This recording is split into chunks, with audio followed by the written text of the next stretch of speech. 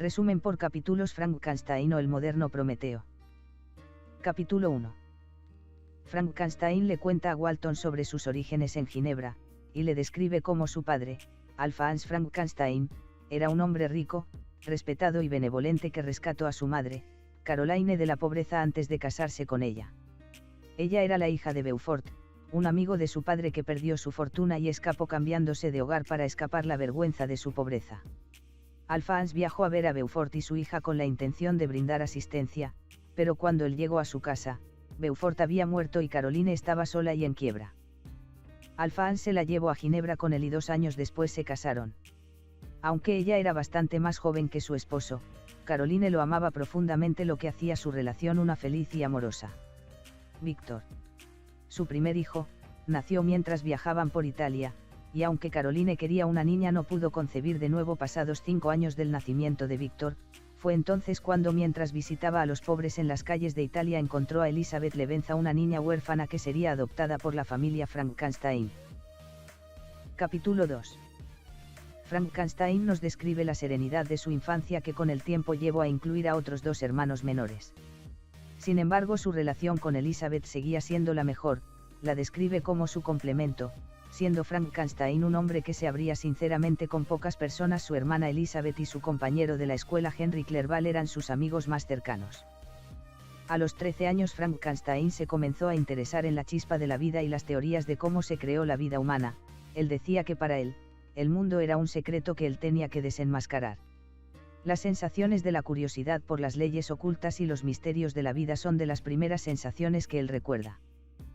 Frankenstein se absorbió en estos estudios hasta que un día vio un rayo deshacer a un árbol, lo cual lo llevó a estudiar las teorías de la electricidad y galvanización, dar vida a objetos mediante electricidad. Capítulo 3. Cuando Frankenstein cumplió 17 años debía partir hacia Ingolstadt para continuar con sus estudios cuando Elizabeth contrajo la fiebre escarlatina, mientras se recuperaba Caroline, que había estado cuidando de ella, cayó enferma. En su lecho de muerte Caroline le dijo a Frankenstein y a Elizabeth que deseaba que ellos 2 se casaran. Después de un tiempo de lamentar la muerte de su madre, Frankenstein partió hacia Ingolstadt para reanudar sus estudios, en donde tenía el temor de sentirse solo o no tener a nadie. Este sentimiento se desvaneció después de que Frankenstein conociera a M. Waldman, quien lo animó en continuar con sus estudios sobre la chispa de la vida. Capítulo 4. Frankenstein continuó con sus estudios sobre la escancia de la vida. Después de 2 años de estudio consideró regresar a su hogar, dado a que sus conocimientos eran tan avanzados que ya no podía obtener más progreso en ese lugar. Sin embargo, justo antes de que esto sucediera, Frankenstein descubrió la esencia de la vida, secreto que se negó a compartir con Walton para que no siguiera su pobre ejemplo. Él dijo: aprende de mí, sino de mis preceptos, por lo menos de mi ejemplo, que tan peligroso es el adquirir conocimiento y que tan más feliz es el hombre que cree que su ciudad nativa, el mundo que aspira a convertirse más grande de lo que su naturaleza lo permite. Al descubrir qué es lo que da vida, Frankenstein se dedicó a crear un ser humano, un hombre de 2.5 m de altura con fuerza y resistencia sobrehumanas de piezas que tomaba de cuerpos. Todo esto lo trabajó en secreto, y mientras trabajaba en su proyecto, la correspondencia con su familia paró. Su salud comenzó a deteriorarse por todo el tiempo que dedicaba a su creación, pero él no paró hasta ver su proyecto terminado. Capítulo 5. Al fin, una noche de otoño, Frankenstein le dio vida a su creación, pero sus ilusiones de grandeza fueron rápidamente desapareciendo al ver a la horripilante bestia. Él había elegido piezas que él creía perfectas y hermosas, pero el resultado del conjunto era algo horrendo y escalofriante. Frankenstein corrió a su laboratorio, donde se desmayó. Al despertar de su pesadilla, lo primero que vio es a la bestia que había creado parado frente a él, sonriendo con sus horribles labios negros. Frankenstein, en pánico, corrió hacia el pueblo, donde se topó con su amigo Henry, con el que platicó por un rato. Frankenstein ya se había olvidado de su creación hasta que él y Henry volvieron a su casa y se dio cuenta que la bestia no estaba. Con esto, la mala salud de Frankenstein comenzó a producirle alucinaciones y no pasó mucho antes de que cayera en cama con fiebre. Henry permaneció con Frankenstein para cuidarlo en su enfermedad. Frankenstein continuaba hablando entre sueños acerca del monstruo, pero Henry lo atribuyó a la fiebre. Cuando Frankenstein comenzó a recuperarse, Henry le dio una carta de Elizabeth. Capítulo 6. En su carta Elizabeth le rogaba a Frankenstein por una carta de él en persona que le dijera a su familia que se encontraba bien. Sabiendo esto, él escribió una carta a su familia asegurándoles que él se encontraba bien, y que su salud había mejorado. Después de esto, Frankenstein presentó a Henry con varios profesores en la universidad ya que él iba a estudiar ahí, pero él trataba siempre de evitar hablar de sus estudios ya que le recordaban el engendro que él había creado. Pasó el tiempo y Frankenstein planeaba volver a casa, pero su regreso se fue posponiendo 7 meses hasta que él y Henry fueron a un tour por Ingolstadt. Capítulo 7. Cuando Frankenstein regresó del tour encontró una letra de su padre Alphonse. La letra decía le informaba sobre su hermano William que había sido asesinado. La familia caminaba por el bosque cuando William desapareció. Cuando lo encontraron había sido estrangulado. Elizabeth se encontraba preocupada dado a que le había prestado un collar que perteneció a su madre y cuando encontraron a William este había desaparecido, lo que los llevó a pensar que este había sido la causa del ataque. Frankenstein regresó a Ginebra de inmediato para confortar a su familia, pero el volver a casa después de 6 años lo asustaba por todos los cambios que podría haber tenido el lugar, así que decidió parar unos días antes de llegar a Ginebra para dejar que el paisaje de su hogar lo tranquilizara. Al llegar a Ginebra se encontró con las puertas de la ciudad cerradas, así que se vio obligado a pasar la noche en una pequeña ciudad cercana. Frankenstein decidió ir al lugar donde habían matado a William, y observó una tormenta acercarse por las montañas. Mientras pasaba la furia de la tormenta, a la luz de un relámpago reveló un objeto frente a él. Su enorme estatura, la deformidad de su aspecto lo dejó saber que eso era el monstruo al que él había dado vida y que esa cosa era el asesino de William. Frankenstein no podía decirle a nadie que el monstruo había matado a William porque nadie iba a creerle y aun si le creyeran nadie sería capaz de atrapar al monstruo. Decidió permanecer callado sobre el asunto, pero cuando llegó a Ginebra se enteró que Justine, una mujer que había servido a la familia por muchos años y era considerada un miembro, era acusada por el asesinato de William ya que el collar que Elizabeth le había prestado fue encontrado en su vestido. Capítulo 8. En el juicio Justine pudo explicar todo lo sucedido excepto el collar. Frankenstein sabía que el monstruo lo había puesto en su vestido para incriminarla de la muerte de William. Elizabeth, segura de la inocencia de Justine, pidió al jurado la declarasen inocente al igual que Frankenstein, pero esto no fue suficiente. Justine fue declarada culpable y ejecutada. Frankenstein sabía ahora que había 2 muertes en su conciencia, pero no sabía cómo es que podía solucionarlo. Capítulo 9. La preocupación de Frankenstein por la situación se hizo notar mientras su salud mental comenzaba a desgastarse. Su padre creía que esto se debía a la pérdida de su hermano, pero Frankenstein no podía sobreponerse a su melancolía debido a la responsabilidad que sentía por las muertes de William y Justine, así como el estado emocional de su padre y Elizabeth. Ni su familia ni sus amigos podía ayudar a calmar a Frankenstein ya que ninguno de ellos sabía la causa de su angustia. Nadie de ellos sabía sobre el monstruo y él no podía decirles, así que tenía que arreglar esto solo. Frankenstein decidió hacer un viaje a Chamonix para escapar nuevamente. Capítulo 10. Durante un viaje a la cima de la montaña, el monstruo se acercó a Frankenstein. Listo para pelear a muerte, él maldijo a la bestia gritando. Sin embargo, la bestia le pidió que lo escuchara. La bestia se proclamó una criatura virtuosa y dijo que porque debía ser el odiado siendo de las criaturas más miserables y que cómo podía él, su creador con el cual posee un pacto que solo la muerte de alguno de los dos puede romper, odiarlo y detestarlo. Frankenstein se rehusó a oír a la bestia, pero ésta le exigió que le escuchara. Dijo que era su obligación escucharlo y que si satisfacía sus demandas él dejaría a la humanidad y a Frankenstein en paz, pero que si se rehusaba él destruiría a Frankenstein y a toda su familia. Frankenstein aceptó por compasión y por curiosidad. Capítulo 11. El monstruo le contó a Frankenstein cómo sus sentidos comenzaron a desarrollarse después de que despertó en el laboratorio.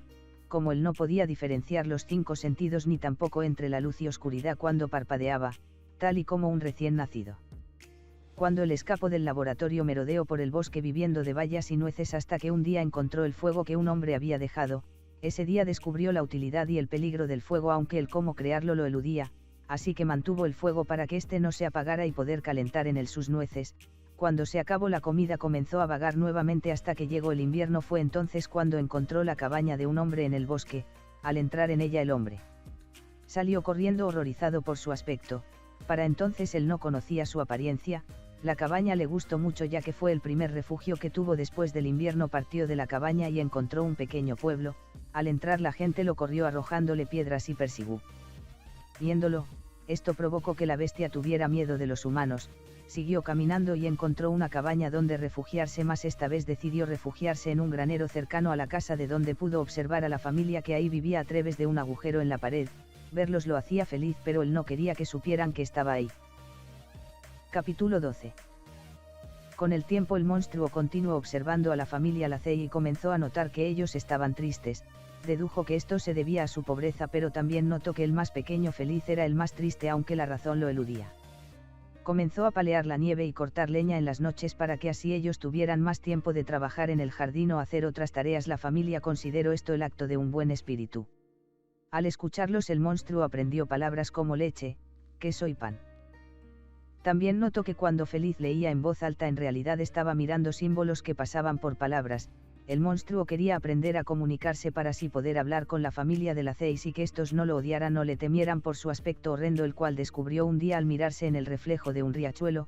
Él esperaba que hablándoles podría ganarse su cariño. Capítulo 13. Con el tiempo la primavera llegó al monstruo y a la casa de los de Lacey. Sin embargo, Feliz parecía más triste que nunca, hasta que un día llegó una mujer morena que no hablaba la misma lengua que ellos, francés. Feliz estaba enamorado de ella y ella de Feliz. La familia la recibió con brazos abiertos y le enseñó a hablar francés. El monstruo aprendió junto con ella y comenzó a entender sus conversaciones y las lecturas de historias, pero en todos esos relatos nunca oía hablar de alguien como él. Lo cual le trajo preguntas al monstruo: ¿cómo es que fue creado o de dónde venía? Estas preguntas hicieron que el monstruo se sintiera aún más solo. Capítulo 14. Ya con la habilidad de hablar y de leer, el monstruo entendió las historias de la familia Lacey e incluso mostró cartas a Frankenstein como prueba. Ellos fueron una adinerada familia parisina hasta que un día Félix escuchó de injusto encarcelamiento de Muhammadán, padre de Seif y la mujer morena. Félix decidió liberar al hombre condenado por su religión y ahí es como conoció y se enamoró de Seifi. Muhammadán, inseguro de la lealtad de Félix, le prometió la mano de su hija. Sin embargo, él tenía otros planes en realidad. Cuando el gobierno francés descubrió la conexión de los de Lacey, ellos fueron exiliados a Alemania.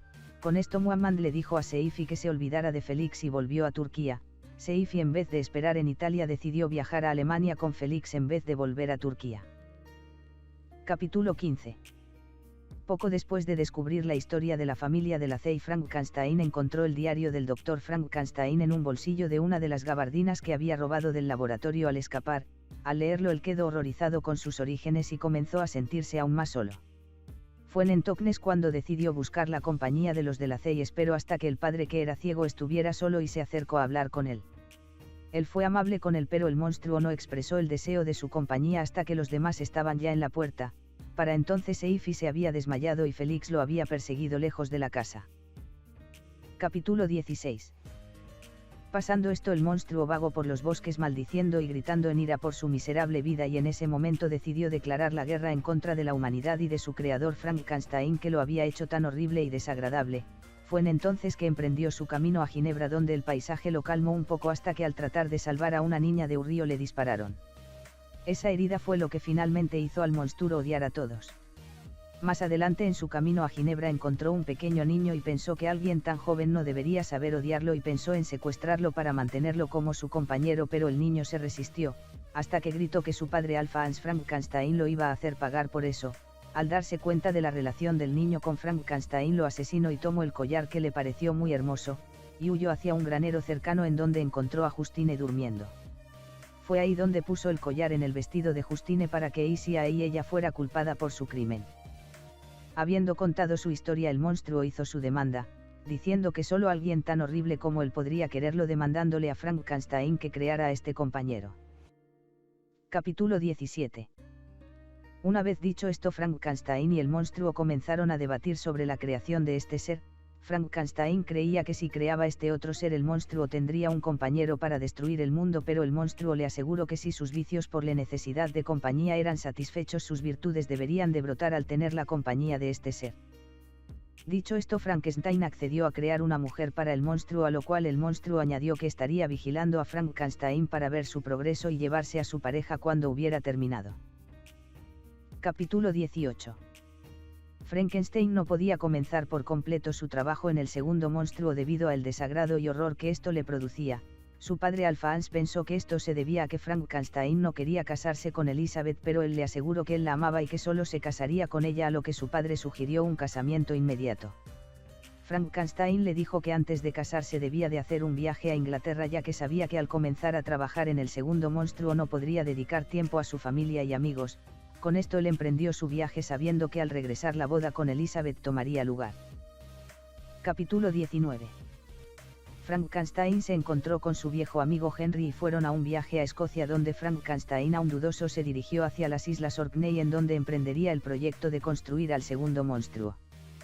Frankenstein comenzó su tarea y, aunque melancólico por crear a la compañera del monstruo, se encontraba temeroso al no saber la ubicación del monstruo y que éste fuera a lastimar a su familia, pero era el sentimiento de ayudar a su familia lo que lo mantenía trabajando en su proyecto. Capítulo 20. Frankenstein casi acababa con su segunda creación, pero cada vez más dudas venían a su cabeza. Tal vez el monstruo que él creara sería independiente y no querría estar con el otro, o tal vez podría reproducirse y generarían una raza de monstruos. Tantas posibilidades horripilantes de las cuales Frankenstein no quería responsabilidad alguna. El monstruo en silencio observaba desde la ventana y vio cuando Frankenstein, decidido a no llevar a cabo la segunda criatura, la destrozaba en medio de la noche. La criatura se presentó en el apartamento de Frankenstein, pero él no cambió de parecer, a lo que el monstruo respondió que tendría entonces venganza y que él estaría presente el día de su boda, y se fue. Después de esto, Frankenstein recibió una carta de Henry, la cual pedía que lo viera de inmediato, ya que Henry partiría a la India pronto. Al terminar de empacar sus cosas y deshacerse de los restos del segundo monstruo, Frankenstein tomó su bote y se dirigió a ver a Henry, en donde se vio envuelto por una gran tormenta. Dándose por muerto, Frankenstein por fin logró ver un pequeño puerto. Al anclar fue recibido por una muchedumbre de gente de aspecto irlandés, la cual lo llevó ante el magistrado local. Ahí se enteró de que era acusado por el asesinato de un hombre la noche anterior. Capítulo 21.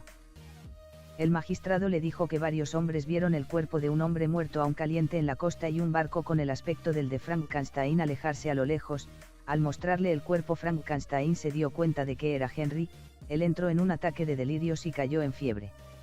El magistrado lo declaró inocente e hizo que lo trataran. También contactó a su padre para que viniera a cuidar de él.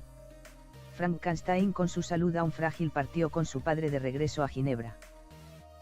Capítulo 22.